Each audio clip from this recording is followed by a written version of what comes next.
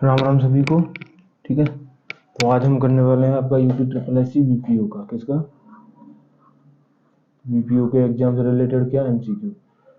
ठीक है, हम डिटेल में एमसीक्यू कराएंगे आपको। और जो है आप लोगों से हमारा रिक्वेस्ट है कि हमको लाइक करें, शेयर करें और सब्सक्राइब करें। ठीक है, आप जितना हमें सपोर्ट करेंगे हम कोशिश करेंगे आपके लिए उतनी ही ज़्यादा वीडियो लाने की, उतनी ही ज़्यादा डिटेल में आपको समझाने की। ठीक है, चलिए शुरू करते हैं। आपका पहला क्वेश्चन। और भैया जो आपने पेट में हालात देखे हैं, आपने पीईटी दे के देख ही लिया होगा क्या हालात है। UPSSC का कोई भरोसा नहीं, कब क्या कर दे, कब कौन सा नया कांड इसका सामने आ जाए। ठीक है, चलो हम करते हैं अपना शुरू। सबसे पहले पहला क्वेश्चन निम्न में से किसने स्थानीय स्वशासन को भारत में लागू किया था, यानी इनमें से कौन था जिसने स्वशासन को लागू किया था। तो इसका सही उत्तर है आपका लॉर्ड रिपन। कब किया था? 1882 में। कब किया था? 1882 में लागू किया गया था। ठीक है, चलिए हम चलते हैं अपने नेक्स्ट क्वेश्चन पर। नेक्स्ट क्वेश्चन हमारा वर्ष 1882 में प्रस्ताव प्रस्तुत किया गया था जिससे स्थानीय सुशासन का मैग्ना कार्टा क्या कहा गया था? मैग्ना कार्टा कहा गया था। यह प्रस्ताव किसके द्वारा प्रस्तुत किया गया था, यानी बताना है यह किसके द्वारा। तो आपको याद होना चाहिए 1882 आपका जो है जनसंख्या से भी रिलेट करता है। तो कौन था? लॉर्ड रिपन था। ठीक है, कौन था? रिपन था। ठीक, चलिए क्या कहा जाता है इसको? इसको जो है स्थानीय स्वशासन का मैग्ना कार्टा कहा जाता है। हम चलते हैं अपने नेक्स्ट क्वेश्चन पे। अगला सवाल ये है स्थानीय शासन का जनक किसे कहा जाता है। आपको बताना है स्थानीय शासन का जनक किसे कहा जाता है। ठीक है, इसका सही होगा क्या? अभी आपको बताया था लॉर्ड रिपन 1882। ठीक है, क्या होगा? Lord Ripon 1882। ठीक है, चलिए नेक्स्ट है आपका किस अधिनियम के तहत स्थानीय सुशासन को हस्तांतरित विषय सूची में रखा गया था, यानी हस्तांतरित विषय सूची में किस जो है उससे रखा गया था। तो इसका सही उत्तर क्या होगा आपका? 1935 में जो है आया था मॉन्टेग्यू चेम्सफोर्ड सुधार। ठीक है, उसके तहत इसको भारत शासन अधिनियम 1919 भी कहा जाता है। यही जो स्थानीय सुशासन की हस्तांतरित विषय सूची थी। ठीक है, चलिए आगे आते हैं अपने नेक्स्ट क्वेश्चन पे। नेक्स्ट क्वेश्चन है आपका स्थानीय स्वशासन की सर्वोत्तम व्याख्या यह की जा सकती है कि यह एक प्रयोग है। बताइए तो ये किसका जो है प्रयोग है। ठीक है, आपको बताना है ये किसके लिए प्रयोग था। वो संघवाद के लिए प्रयोग था आपका, या फिर जो है लोकतांत्रिक विकेंद्रीकरण का। तो आपको पता होना चाहिए स्थानीय सुशासन जो है किसके लिए था? लोकतांत्रिक विकेंद्रीकरण के लिए था। क्या था इसका? ऑप्शन नंबर बी सही है। चलिए आगे चलते हैं हम। नेक्स्ट क्वेश्चन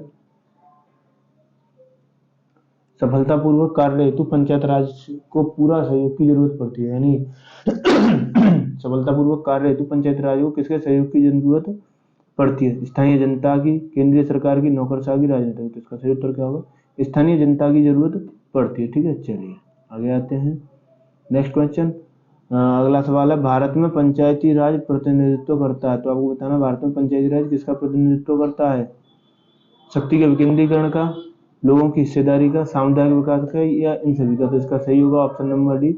किसका पंचायती राज किसका प्रतिनिधित्व करता है? सभी का प्रतिनिधित्व करता है। चलिए आगे चलते हैं। किसने यह विचार प्रतिपादित किया कि प्रत्येक गांव पंचायत का गणराज्य होगा, यानी ये विचार किसका था कि जो है प्रत्येक गांव का और जो है पंचायत का अपना अपना गणराज्य होगा, यानी अपना अपनी सरकार होगी। तो इसका सही उत्तर क्या होगा? महात्मा गांधी। इसीलिए जो पंचायती राज व्यवस्था थी ग्रामीणों के लिए वो किसके विचार पर, ये आपने पढ़ा ही होगा। ठीक है, क्योंकि आप जो है पैट प्री क्वालिफाई हैं तो आप इतना तो बेसिक जानते होंगे। ठीक है, तो इसका सही उत्तर क्या होगा? गांधी। चलिए आगे आते हैं। नेक्स्ट है आपका किस निम्न में से किसे लोकतंत्र की प्रथम पाठशाला माना जाता है, यानी लोकतंत्र की पहली पाठशाला किसे माना जाता है, यानी कि पहली सीढ़ी किसे माना जाता है। तो किसको माना जाएगा? स्थानीय स्वशासन को माना जाएगा। ठीक है, चलिए आगे आते हैं अपने अगले सवाल पर। नेक्स्ट क्वेश्चन है शहरी विकेंद्रीकरण आयोग की स्थापना कब की गई? किसकी स्थापना? तो शहरी विकेंद्रीकरण की स्थापना कब की गई आपको ये बताना है। ठीक है, 1906 में, या फिर आपका जो है 1909 में, 1905 में, या 1907 में। तो आपको याद रखना है कब की गई? 1907 में। ठीक है, चलिए अच्छा 1907 में हुआ क्या था एक्चुअली में कि शहरी विकेंद्रीकरण आयोग की स्थापना हुई थी कब? 1907 में। ठीक, इसके साथ ही क्या हुआ था? 1907 ठीक है। इसका जो है 5 एक इसका अध्यक्ष था और 5 1+5 आप उसको याद कर सकते हैं, 6 लोगों की टीम थी, ठीक। इसका कार्य क्या था कि विकेंद्रीकरण करके अथवा न करके सरकारी व्यवस्था को सरल बनाना था, ठीक है। चलिए आगे चलते हैं हम अपने अगले को सवाल पर। अगला सवाल है आपका, किस अंग्रेज द्वारा यह घोषित किया गया कि ब्रिटिश सरकार की नीति का उद्देश्य भारत में उत्तरदायी शासन की व्यवस्था लागू करना है। चलिए आते हैं अपने क्वेश्चन पर। किस अंग्रेज द्वारा यह घोषित किया गया कि ब्रिटिश सरकार की नीति का उद्देश्य भारत में उत्तरदायी शासन व्यवस्था स्थापित करना है। ये कब हुआ था? ये 1919 मॉन्टेग्यू चेम्सफोर्ड सुधार के तहत कहा गया था। किसने कहा था? ये मॉन्टेग्यू ने कहा था, ठीक है। चलिए ये जो है आया था 1919 में और इसकी स्थापना कब हुई थी? 1917 में, ठीक है। इसको याद रखिएगा, अच्छा क्वेश्चन है। चलिए आगे चलते हैं। स्थानीय स्वशासन की श्रेष्ठ प्रणाली का वर्णन किन ग्रंथों में, यानी जो है स्थानीय स्वशासन का भारत के हमारे ऐतिहासिक ग्रंथों में वर्णन किया गया है, आपको बताना है वो किसमें है। रामायण में है, महाभारत में है, या फिर जो है अर्थशास्त्र जो कौटिल्य के द्वारा लिखी गई थी उसमें है। इसका सही उत्तर होगा क्या? उपयुक्त सभी में है, ठीक है। चलिए नेक्स्ट क्वेश्चन। अगला कोई सवाल है हमारा, किस अभिलेख में चोलकालीन स्थानीय स्वशासन की जानकारी मिलती है? यानी किस अभिलेख में जो है चोल के समय के स्वशासन की जानकारी हमें मिलती है, वो कौन सा है? वो सही है आपका क्या? उत्तर मेरु अभिलेख। ये कब लिखा गया था? ये जो उत्तर मेरु अभिलेख है ये आपका चोल सम्राट था एक परांतक, उसके शासन में 12वें वर्ष में लिखा गया था, ठीक है। कौन से वर्ष में? ये लेकिन इतना गहरा आएगा नहीं, छोड़िए आप इसी को केवल पढ़िए। नेक्स्ट है आपका, चोल अभिलेखों में कितने प्रकार की ग्राम सभाओं का वर्णन किया गया है? ठीक है, कितने प्रकार की ग्राम सभाओं का वर्णन किया गया है? 3 प्रकार की, ठीक। चलिए ये क्या थी? उर सभा, नगरम सभा, ठीक है। ये 3 सभाएं थी। ये कौन कौन सी थी? उर सभा, नगरम उर सभा, ठीक है, और आम सभा, ठीक। चलिए अपने अगले क्वेश्चन पे आते हैं हम लोग जो है। नेक्स्ट क्वेश्चन आपका, चोल काल में नगरम चोल काल में जो नगरम थी वो जो है किसकी संस्था थी? अभी मैंने आपको 3 बताई थी, ठीक है।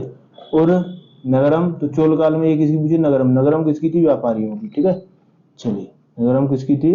नगरम थी व्यापारियों की। हम आते हैं अपने अगले सवाल पर। नेक्स्ट क्वेश्चन हमारा, चोलकालीन जो ग्रामीण सभा थी, क्या थी? चोल काल की जो ग्रामीण सभा थी उसके बारे में आपको बताना है।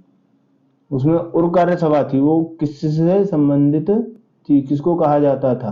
ठीक है, तो इसका सही क्या होगा? आलमगढ़म और गढ़म, तो दोनों को कहा जाता था, ठीक है। चलिए आगे आते हैं। चोलकालीन ग्रामीण सभा या महासभा की कार्य समिति को क्या कहा जाता था? किसको? कार्य की समिति जो होती थी उसको क्या कहा जाता था? आपका वरियम, कोयल वरियम, वरीय पेरुकल्लम, या उपरोक्त में से कोई नहीं। तो इसका सही होगा क्या? आपका वरियम कहा जाता था, ठीक है। चलिए, वरियम के सदस्यों को चुनने के लिए प्रत्येक गांव को कितने वार्डों में बांटा गया था? आपको बताना है कितने वार्डों में बांटा गया था। तो वो आपको कितने? 30 वार्डों में बांटा गया था, ठीक है। चलिए नेक्स्ट, किस अधिनियम में पहली बार स्थानीय स्वायत्त शासन की स्थापना की मान्यता दी गई थी? यानी जो है स्थानीय स्वशासन की मान्यता किस में दी गई थी? ठीक है, तो वो कौन सा था?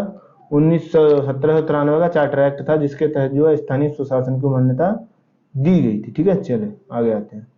आधुनिक नगर पालिकाओं और पंचायतों, किसको? क्वेश्चन नंबर 20, आधुनिक नगर पालिकाओं और पंचायत राज व्यवस्थाओं का विकास किस काल में हुआ? महाजनपद काल में, मुगल काल में, ब्रिटिश? तो आधुनिक भारत कब से आता है? ब्रिटिश से। इसका सही उत्तर क्या होगा? ऑप्शन नंबर सी, ब्रिटिश शासन काल से, ठीक है। आगे आते हैं। विजयनगर साम्राज्य, कौन सा साम्राज्य? विजयनगर साम्राज्य गांव की सबसे बड़ी राजनीतिक इकाई क्या थी? क्या विजयनगर साम्राज्य में जो है सबसे बड़ी इकाई क्या थी गांव की? तो उसका सही उत्तर क्या होगा? आपका नाडू थी, ठीक है। चलिए आगे चलते हैं। क्वेश्चन नंबर 22, मौर्य काल में नगर प्रशासन यानी नगर का जो प्रशासक होता था उसको क्या कहा जाता था मौर्य काल में? आपको बताना है। नागरक, प्रशस्ता, या फिर आपका प्रतिष्ठा, दंडपाल, ठीक है। तो इसका सही क्या होगा? जो नगर प्रशासन होता था उसको क्या कहा जाता था? नागरिक कहा जाता, नागरक कहा जाता था, ठीक है। चलिए आगे आते हैं। मुंबई में नगर निगम की स्थापना कब हुई थी? आपको बताना मुंबई नगर निगम की स्थापना कब हुई थी। तो इसका सही उत्तर होगा आपका क्या? 1726 ईस्वी में हुई थी, ठीक। चलिए इसका जो है कब से 1687 से 1687 में आपका मद्रास में प्रथम नगर निगम की स्थापना हुई थी, जिसे स्वायत्त शासन का प्रारंभ भी माना गया है। ठीक है, नगर निगम की स्थापना 1726 बम्बई। चलिए आगे आते हैं। स्थानीय सरकार का संबंध होता है, स्थानीय सरकार का संबंध किससे होता है? स्थानीय जनता से, स्थानीय विषयों से, स्थानीय समस्याओं। देखिए किसका पूछा है? स्थानीय सरकार का, तो किससे होगा? स्थानीय से ही होगा। सभी में है तो इसका सही उत्तर क्या होगा? उनमें से सभी, उपयुक्त सभी। ठीक, चलिए आगे आते हैं नेक्स्ट क्वेश्चन। अगला सवाल है आपका, निम्न में से किस काल में स्थानीय संस्थाओं का महत्व को कुछ कम हो गया था? यानी जो स्थानीय संस्थाएं का महत्व कम हो गया था वो कौन सा काल था? ठीक है, मौर्य काल था, गुप्त काल था, राजपूत काल था, ब्रिटिश काल था। तो इसका सही उत्तर क्या होगा आपका? कब कम हुआ था? राजपूत काल में स्थानीय संस्थाओं का महत्व कम हो गया था। ठीक है, चलो। मुगल काल में ग्राम्य प्रशासन के लिए 3 अधिकारी उत्तरदायी थे, निम्न में से कौन सा अधिकारी? यानी जो 3 अधिकारी थे मुगल काल में, और वो आपसे पूछा गया कौन नहीं था? मुकद्दम, चौधरी, पटवारी या कोतवाल? तो सही उत्तर इसका क्या होगा? कोतवाल उन तीनों में नहीं था। ये जो तीनों थे, मुकद्दम गांव से जो टैक्स कलेक्ट करते थे उसको मुकद्दम कहते थे, बड़े भाई को भी मुकद्दम कहते थे। ठीक है, चौधरी आपने गांव में सुना होगा, अरे भाई तू तो चौधरी है। पटवारी जो भी खेत वगैरह नापते हैं ये। तो इसका सही उत्तर क्या होगा? उस समय कोतवाल नहीं होता था। ठीक है, चलिए आगे आते हैं। क्वेश्चन नंबर 27, वर्ष 1920 में कौन कौन से प्रांतों में पंचायतों की स्थापना के लिए कानून बनाए गए थे? आपको बताना है कौन कौन से जो है पंचायतों की स्थापना के लिए कानून बनाए गए थे। तो इसका सही क्या होगा? यूपी के लिए, असम के लिए, बंगाल के लिए। इसका सही है सभी के लिए बनाए गए थे। ठीक है, हमारा अगला क्वेश्चन, क्वेश्चन नंबर नेक्स्ट 28 में क्या है? 28 पूछा गया, वैदिक काल में ग्राम के प्रशासनिक अधिकारी कौन होता था? आपको बताना है ग्राम का प्रशासनिक अधिकारी कौन होता था? ग्रामीण, सैनिक, या फिर आपका जो है करमार, रथागर? बताइए कौन होता था? तो इसका सही है वैदिक काल में कौन होता? ग्रामीणी को होता था। ठीक है, चलिए। मौर्य शासन में ग्राम अधिकारी कौन होता था? मौर्य के जो मौर्य वंश था उस समय ग्राम का अधिकारी कौन होता था? तो वो होता था आपका ग्रामिक। ठीक है, चलिए नेक्स्ट अगला सवाल। बंगाल में प्रारंभिक गांव पंचायत प्रणाली की शुरुआत कब हुई थी? बंगाल में जो प्रारंभिक गांव की पंचायत प्रणाली थी उसकी शुरुआत कब हुई थी? तो उसकी शुरुआत हुई थी आपके 1870 ईस्वी में। ठीक है, चलिए आगे आते हैं। गुप्त काल में ग्राम सभा को मध्य भारत में क्या कहा जाता था? पूछा गया है गुप्त काल में ग्राम सभा को मध्य भारत में क्या कहा जाता था? तो इसको क्या कहा जाता था? पंचमंडली कहा जाता था। इसका ऑप्शन नंबर बी सही है। चलिए, चोल साम्राज्य में ग्राम सभा का कार्य नहीं था, यानी चोलों के समय में ग्राम सभा का क्या कार्य नहीं था? उनका कार्य भूमि कर संग्रह करती थी, बिल्कुल सही है करती थी। मंदिरों के रखरखाव करती थी, बिल्कुल करती थी।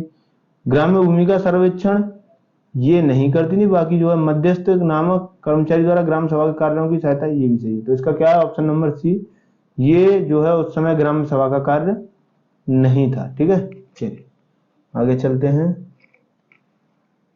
अगला सवाल है आपका, वरीयम स्थानीय प्रशासन व्यवस्था समिति में बुजुर्ग व विद्वान सदस्यों की संख्या कितनी होती थी? आपको बताना है कितनी होती थी। तो इसका सही है आपका क्या? 12 होती थी। ठीक है, चलिए तो आज का सेशन यहीं तक था। आगे आपको सेशन अच्छा लगे तो कमेंट करिएगा, ऐसे प्यारे प्यारे सेशन हम आपके लिए लाते रहेंगे। तो चलिए मिलते हैं फिर आपसे अगली वीडियो में। तब तक के लिए आपकी हमारी राम राम, जय हिंद, नमस्कार। मस्त रहें, स्वस्थ रहें, बिंदास रहें। ठीक है।